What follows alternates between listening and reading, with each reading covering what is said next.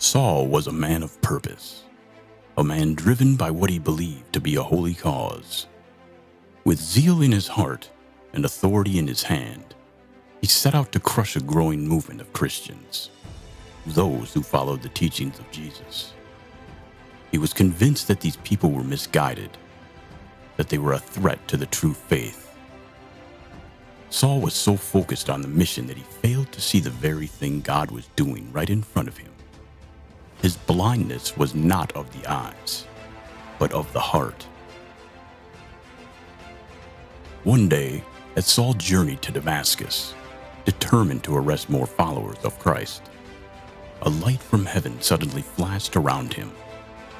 He fell to the ground and heard a voice. "Saul, Saul, why are you persecuting me?" "Who are you, Lord?" Saul asked.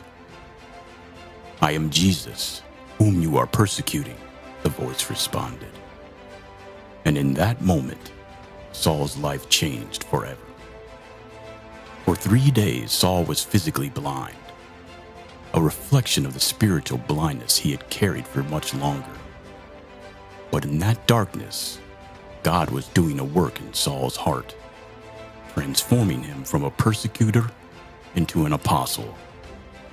When his eyes were finally opened, both physically and spiritually, Saul became Paul, one of the most powerful messengers of the gospel. How often are we like Saul?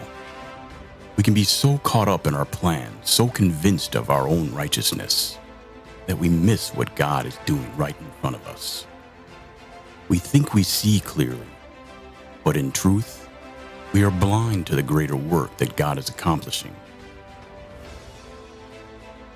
God's plan for your life may not look like what you expected.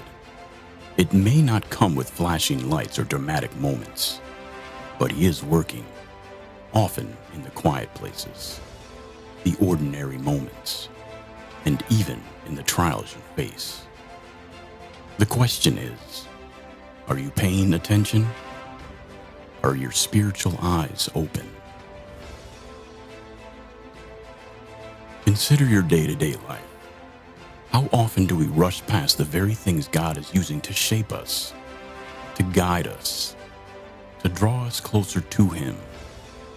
It could be in a difficult situation at work, in a relationship that seems broken, or in an unexpected detour in your plans. Like Saul, you might be standing right next to God's work and still be blind to it.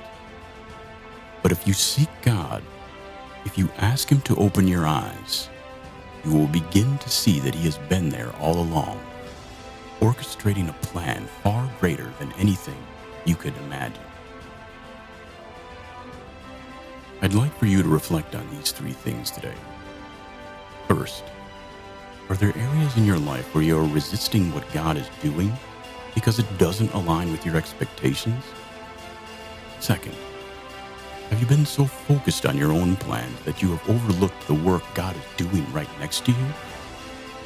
And finally, take a moment to pray and ask God to open your eyes, to help you see His plan and purpose, even when it is hidden beneath the surface of your daily life.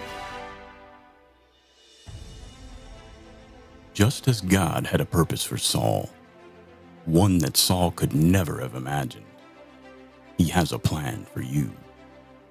Don't let spiritual blindness keep you from seeing and participating in God's work.